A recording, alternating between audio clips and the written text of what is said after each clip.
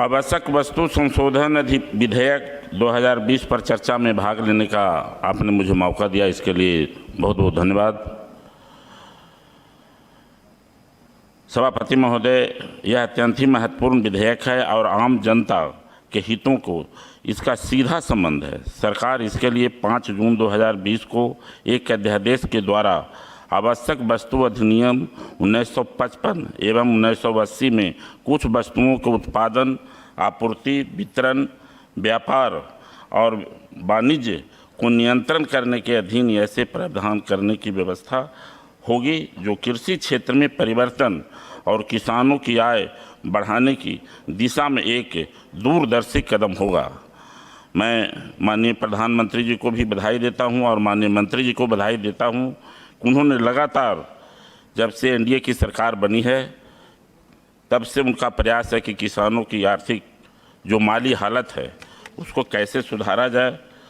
उसी के कड़ी में किसानों की आमदनी दोगुना कैसे हो, जो किसान जो अपना अनाज उपजाते थे औने पौने भाव में जो बेचना पड़ता था उसमें भी सहायता मिलेगी। मैं समझता हूं कि लगातार जो किसानों की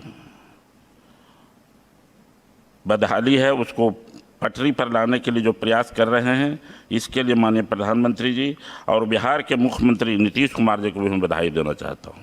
सभापति महोदय, बिहार में किसानों के लिए माननीय मुख्यमंत्री जी ने कृषि रोड मैप बनाकर बिहार के किसानों की आर्थिक स्थिति कैसे मजबूत हो उसके लिए उन्होंने काम किया और आज जल जीवन हरियाली उन्होंने लाया है। इसके लिए मैं उनको बधाई और धन्यवाद देता हूं।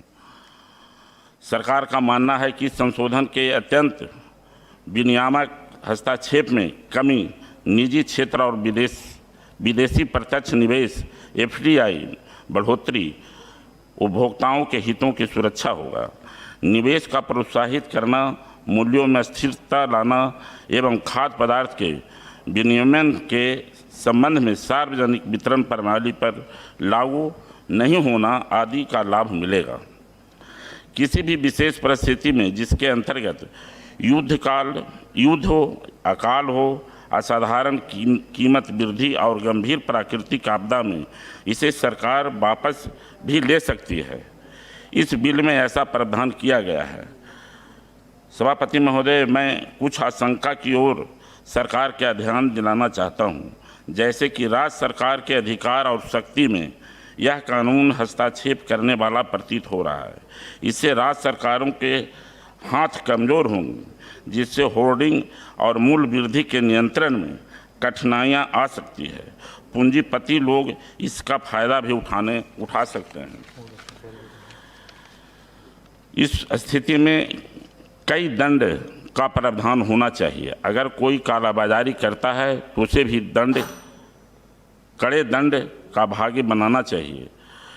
जहां तक मुझे मालूम है कि यह विशेषज्ञ समिति सभी बिंदुओं पर विचार करने के बाद उसे प्रारूप दिया गया है, किंतु राज्यों के अधिकार का बेहताशा मूल्य वृद्धि रोकना मुख्य उद्देश्य होना चाहिए। यह कानून सरकार को किसी भी वस्तु के मूल्य नियंत्रण में काफ़ी प्रभावी है। अगर वहाँ पर 1 मिनट सर, अगर वहाँ कुछ कुठाराघात हुआ तो आम जनता को इसका खमियाजा भुगतना पड़ेगा। सरकार इन पहलुओं पर अवश्य ध्यान रखेगी। महोदय, अब अनाज, दाल, तिलहन, खाद्य तेल, प्याज, आलू, टमाटर जैसी वस्तुओं नियंत्रण से बाहर हो रही है तो किसानों को बाजार मूल्य का सीधा फायदा होगा। अब यहाँ एक ही आशंका है कि आम जनता इसकी चपेट में न आए, क्योंकि देश में ऐसा पहले देखा गया है। मैं इस बिल का समर्थन करता हूँ। बहुत बहुत धन्यवाद।